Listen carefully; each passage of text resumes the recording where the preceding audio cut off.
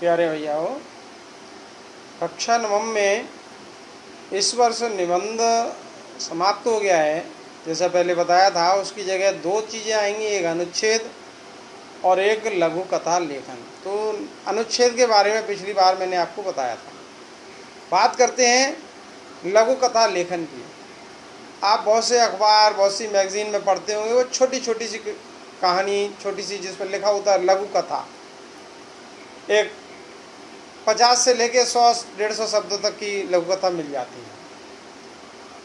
लघु कथा लेखन में कुछ बातें ध्यान रखने की होती हैं, वो मैं बता रहा हूँ। सबसे पहली बात है एक सही कथानक का चुनना। हमको ये मालूम पड़ जाए कि कथानक क्या है, किस विषय पर हमको लिखना है, वो कथानक मिल जाए। उसके बाद हम ये देखें कि उसमें कोई ना कोई संदेश समाज के लिए जरूर हो और वो समाज के लिए उपयोगी हो। इसके बाद बात आती है कथा कथन शैली। किस शैली में हम कथा को लिखें। कभी कभी हम एक राजा था, एक रानी थी, इस तरीके से शुरुआत करते हैं। कभी कभी किसी संवाद से शुरू कर देते हैं। कभी कभी हम अपने को लेकर के कथा लिखते हैं, जिसमें स्वयं को मैं पात्र बनाऊं, ऐसा। तो ऐसी अगली बात है उसका प्रारूप। प्रारूप कभी तो विवरणात्मक होता है, एक बार की बात है, एक जंगल में एक शेर रहता था, इस तरह से वर्णन। कभी संवाद होता है और कभी जैसे एकांकी लिखते हैं, और कभी कभी संवाद और विवरण दोनों मिला जुला रहता है।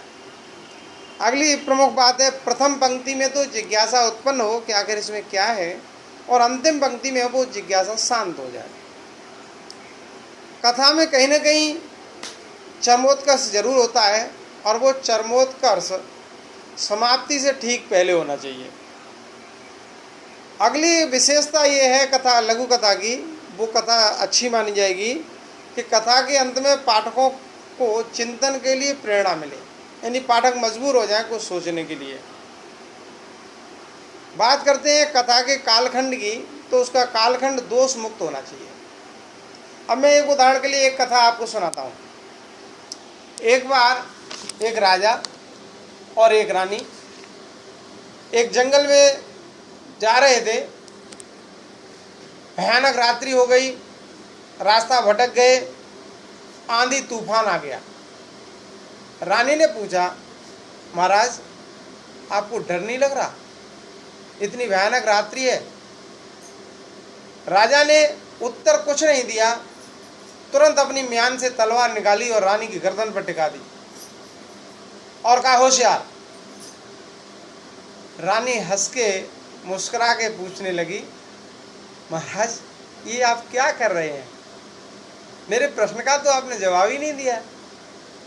राजा ने कहा, अरे तुम्हारी गर्दन पर तलवार रखी है और तुम हंस रही हो, आखिर क्यों? तुम्हें डर नहीं लगता? रानी ने कहा, जब मेरे ऐसे वीर, महान और मुझे प्रेम करने वाले पति मेरे साथ हैं, तो मुझे डर क्यों लगेगा? राजा ने कहा, आपकी बात का उत्तर यही है, जिस प्रकार से तुम्हें मेरे ऊपर विश्वास है, उसी प्रकार से मुझे परमात्मा पर विश्वास है कि वो जो भी करेंगे मेरे लिए उचित ही करेंगे, हर संकट की घड़ी में मेरी सहायता अवश्य करेंगे। बच्चों, ये एक छोटी सी कथा है। इसमें संदेश मिलता है कि हमें अगर किसी पर विश्वास करते हैं तो पूरी तरह से उसको समर्पित होकर के विश्वास करना चाहिए। और छोटा सा प्रसंग है, अच्छा है। इसी प्रकार की कथाएं आपको पहले तो 8-10 कथाएं पढ़नी है, और फिर कम से कम 4-5 कथाएं आप लिखेंगे।